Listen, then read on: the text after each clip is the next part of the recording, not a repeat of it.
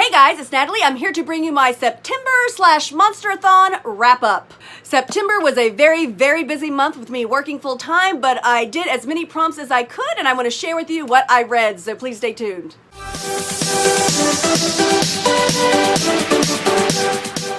Alright, the first book I would like to share with you is the one that I used for the prompt monster of a book because it had to have more than 300 pages, and I read the book Nocturna. I loved the cover of this book. I thought it was beautiful. It was sitting on my shelf forever just as kind of decoration, and I think a lot of you might remember I said, I want to find out if the book is as good as this cover. And yes, I really did enjoy this book, and I gave it 4 stars. This book has 2 main characters. Our first main character is a girl named Finn who has had a really rough life, and so the way she survives is she has the magic where she has the ability to change her face into anyone at any time, and she uses that to kind of steal and scheme and scam to get what she needs to survive, basically.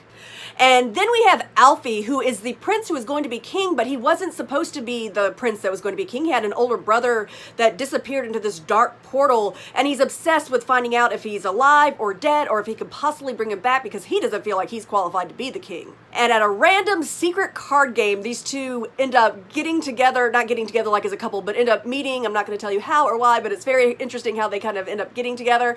And he, like I said, is looking to try to find out about his brother, and he ends up dabbling into some very dark magic and unleashing a very dark entity that could destroy the whole world. So that's really intense, and that's a problem that needs to be taken care of. So yes, I enjoyed this book very, very much, and I highly recommend it.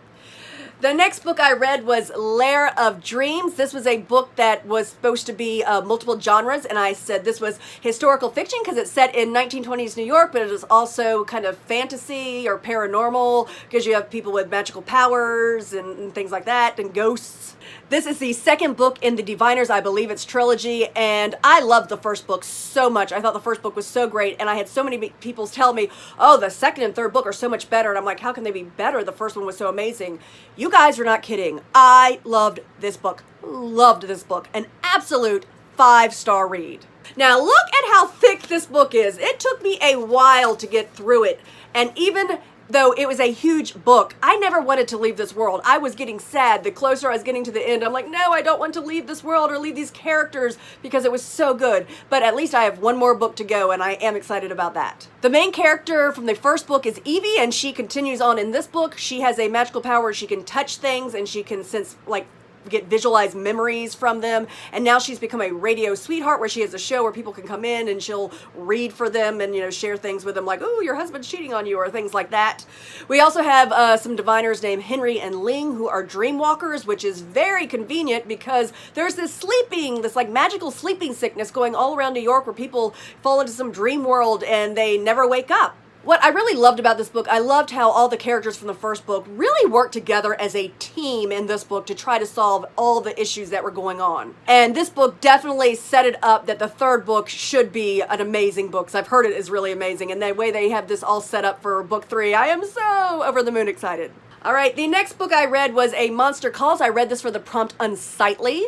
You had to pick a book that had pictures, and I think they were thinking more like graphic novels and manga, but this one had enough pictures, and I put it up, and nobody commented or told me that I couldn't use it, so I went ahead and read it. I did enjoy this book. I did give it 4 stars. It is an emotional book. Our main character is Connor, whose mother is dealing with and fighting cancer, and then he has this mysterious monster who keeps visiting him and telling him stories and telling him that he demands that Connor tell him the truth, and you just go on this journey with this boy, and it was very emotional. I didn't boo-hoo cry like so many of you guys told me that I would, but yes, I did get a little misty because this is kind of the book you're going to get a little misty at the end. It deals with some very deeply emotional issues, but I do highly recommend, and I can't wait because I heard there's a movie, so I'm going to be checking out Amazon later to see if I can watch this movie.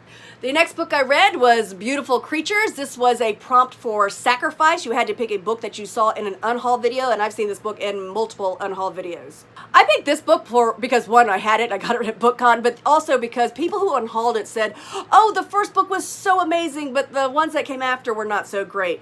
So I was very confident going into this. This was a long book. Very long, but I did enjoy it. This one I also gave 4 stars. It takes place in this little southern town called Gatlin. We have 2 main characters, Ethan, who's lived in Gatlin his whole life and cannot wait to get out when he graduates. And then this girl, Lena, moves into the town. She is part of the Ravenwood family, who everybody, thinks is mysterious and they, do not think highly of. The town really basically turns against her. The kids in the school are so mean to her. They want her gone. But Ethan just feels this connection with her and befriends her, and they begin this beautiful friendship / maybe more, maybe not more. You'll have to read it to find out. But obviously she does have magical powers, and her 16th birthday is coming up, and on her 16th birthday she will either become a dark, I guess you could say witch, but they don't use the word witch, but she'll either become a dark magical creature or a light magical creature, and she's very worried and concerned where she'll go because she doesn't really get to have a choice on where she's going to land there. There's also this long curse on her family that's been there for the Civil War. There's a lot of story, a lot of plots and subplots of the subplots. I mean, look at this. This is a very big book. There's no way I can tell you everything about it, but I did really enjoy it. I did go watch the movie. Now they took a book this big and turned it into a 2-hour movie. I thought the movie was okay. I didn't dislike the movie. It was okay. Did it compare to the book? Not even close. This is a book that would probably have been a lot better as a Netflix series. Oh, and I forgot to tell you, Lair of Dreams, the Diviners trilogy, that would be an amazing Netflix series. So if anybody's watching this and you work for Netflix, please, there's so many books that would make great Netflix series. And I know that Netflix is taking a lot of books and making them into series, but I read books all the time that I'm like, oh my gosh, perfect Netflix series. Perfect Netflix series. Next, I read The Afterlife of Holly Chase. This was a prompt the Haunts had to do. They had to read a character They had to read about a character who was undead, and I thought this would be perfect. Holly was visited by 3 ghosts once, just the way Scrooge was, but in her case, she thought it was kind of stupid and didn't think it was real, so she didn't change her ways. And then when she died, not soon after that, she ends up having to go work for this Scrooge company, because it's a company, and every year they pick somebody to be the Scrooge and hoping to change their fate. Now, Holly's been working there for like 5 or 6 years. She's, been there pretty regularly. She plays the Ghost of Christmas Past, and she knows how to do it, and she does it pretty well. Until the current year, which is book takes place where the Scrooge is a young person like her. Usually the Scrooges are older people, but they pick a young man that is close to the age that she was when she had the experience. And she immediately feels this attraction towards him, and she starts breaking rules and, meeting with him secretly and, telling him that she's someone else just to get to know him, and ends up making a really big mess of this whole Scrooge, what was supposed to happen. But of course, the way the story unfolds, this book was so, I really, really enjoyed it. I liked the story. I liked the moral of the story, I guess you could say. And I understand now why so many people rave about this book. It's worth being raved about. Very good. Enjoyed it very much. 4 stars. The next book I read was Wilder Girls. This actually was the challenge for the Beast, but you could also do it if you were a haunt to get extra points.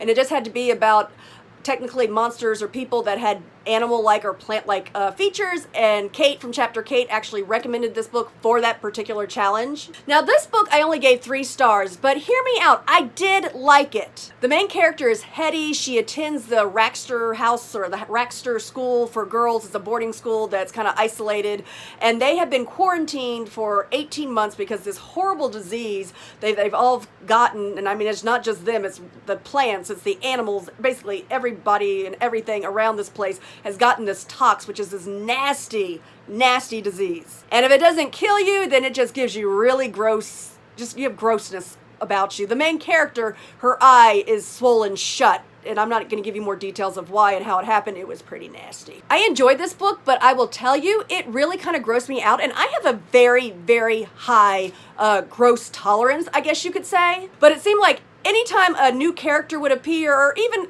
just another side character would appear and would be talking to the main character, they would always mention something that was wrong with them because of the tox. Like, as she was speaking to Hetty, or as she was speaking to me, I noticed the pus-filled sores on her tongue were oozing, and I'm like, ew, gross. You got people vomiting up organs. I'm like, this tox thing is nasty. You do not want to catch it. It's really gross. This was said to have a Lord of the Flies feeling. It didn't give me the Lord of the Flies. Well, I mean, I can kind of see where some people might go there, but it didn't go there for me with the Lord of the Flies. For me, I felt this was more about just trying to survive. She's trying to figure out where her best friend disappeared to, and just trying to figure out what the heck is going on. Like I said, I gave it 3 stars. If you have a high gross tolerance, I do recommend it. I really, really did enjoy it. 3 stars for me is not bad, but there were some parts I'm like, please stop telling me about all their symptoms because you're grossing me out. Oh, real quick before I get into this next book, I always forget to do this. They always say, make sure you tell them to follow you on Twitter and Instagram, and don't wait till the end of your video when they probably stop watching. Okay, so guys, if you would like to follow me on Instagram and Twitter, it's in my description. Oh, and if you'd like to subscribe, there's a red button you can push, or you don't have to, and you can just listen on. Okay, I'm done with that. I hate that part. Let's get to the next book. The next book I read was The Devouring Grey, which I've been wanting to read for so long. This book was for the prompt for the conspiracies. They had to read about a monster that was kind of undefinable, like maybe an alien, and I thought this was perfect. The main character is Violet. She has come to live with her mother in the town that her mother grew up. In the town, there's this like weird, mysterious dimension called the Grey that, you know, if you like accidentally walk into it or end up into it, you end up, you know, dead. And then there's these 4 families that have different magical powers that can kind of help the townspeople and protect the townspeople from the Grey and from the mean monster that lives within the Grey. Now, I did enjoy this book. I did give it 4 stars. I did not... So many people have been saying it was just like Stranger Things. I never, like with Lord of the Flies and Wilder Girls, I never once thought about Stranger Things while I was reading this book. And this book is definitely going to have a sequel. It's definitely set up to have a sequel, so I'm definitely interested to see where it's going to go. But yeah, I gave this one 4 stars. For my books, I think everything was 4 stars except for my 1 3-star and my 1 5-star. So I had an amazing reading month for September. Thank you so much for Kate for hosting this monster-a-thon. I had so much fun, you know, participating. And I guess that's all I have to say. I will see you guys in the next video. Bye-bye.